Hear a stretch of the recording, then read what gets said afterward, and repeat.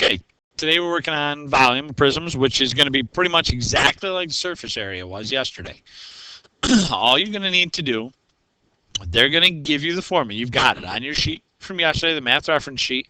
You've got all the volume formulas. All you're going to do is use the formula, plug in the numbers from the problem, and use your calculator to get the answer. Okay? Before we start doing some of the problems, we need a definition of volume. And volume is similar to area. Area of a two-dimensional was the space inside that. And we counted up the number of squares that fit in there. Volume is the space inside a solid or a three-dimensional. And instead of counting up the number of squares, what we're doing now is counting up the number of cubes, one by one cubes that will fit into it. Okay? That's what these formulas are doing for us. So once you've got that copied down, space inside a solid, we can skip this middle part. We're going to come right down to the problems.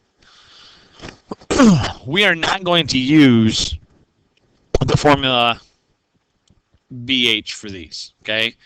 That's a general formula. We're going to have a specific formula for each shape, okay? For rectangular prisms, like part A here, you can look right on your math reference sheet. You'll see that the formula is length times width times height, okay? So all we're going to do, match up our picture with the one on the reference sheet. If you look at that, the one going across the bottom is your length. So that's going to be our L. This one on the side here is labeled as the width. And then the one going straight up and down is your height. So all I have to do is plug those three numbers in. So I'm going to have 8 times 5 times 13. So go ahead and do that real quick on your calculators. I'll give you a couple of seconds. You can pause this if you need to. And then we'll get the answer.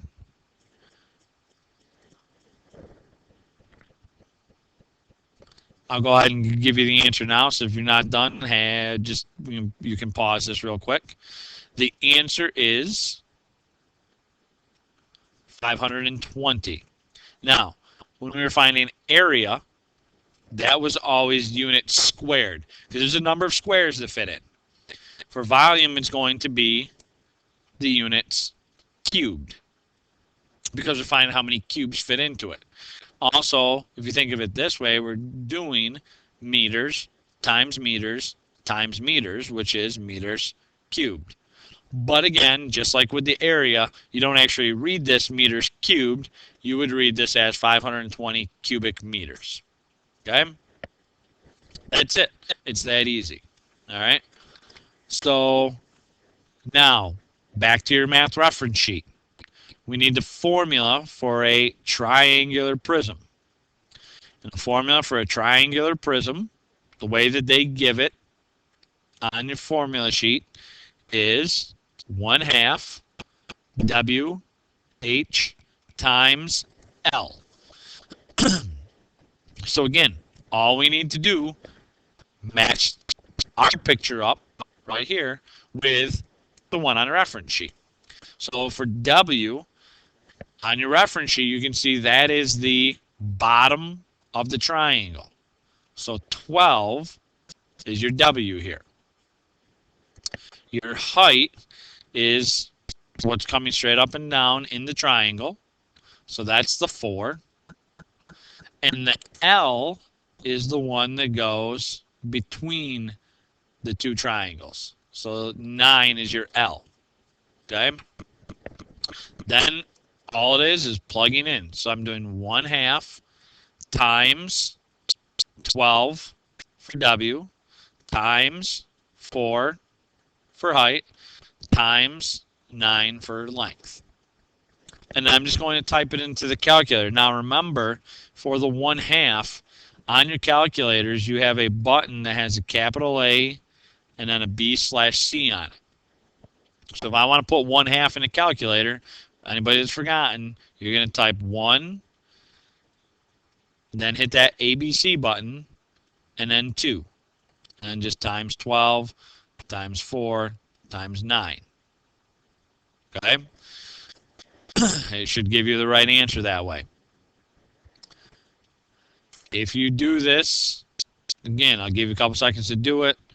When everybody's done, and double check it. The correct answer, I'm going to give it right now, so if everyone's not done, go ahead and pause it. Correct answer is 216.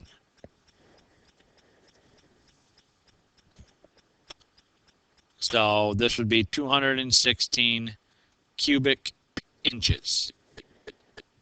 All right. That's it. It's literally just matching up the formula with a reference sheet. Plug everything in where it belongs, match them up, get your answer. Okay? Now let's go over and you look on your sheet. Volume of a cylinder is going to be pi r squared h. Just like with some of homework problems, it's really important that you're using radius. Sometimes they'll give you a diameter. Like in example 2, they actually gave us a diameter here. We want the radius. So the radius is going to be 5 feet. Just be careful. Make sure you're using radius on this. Now, the directions do not say anything about use 3.14 for pi, which tells us we're going to use the pi button on the calculator. So all I'm doing, they already wrote the formula down for me. I'm just going to plug in. I'm plugging in my 5 for the radius, and the height of this one is 6. So I'm just plugging those two things in. A 5 squared times 6. Now, notice they still have pi here, so just go ahead and do 5 squared times 6. And do that real quick. That should come out to be 150. And then go ahead and use your pi button. Do 150 times pi. What you should get is, and you can pause this if everyone's not done yet, the correct answer is going to be 471.2388898. And we'll just go ahead and round that to, let's say, the 100th. So that's going to be 471.24. And again, don't forget your units.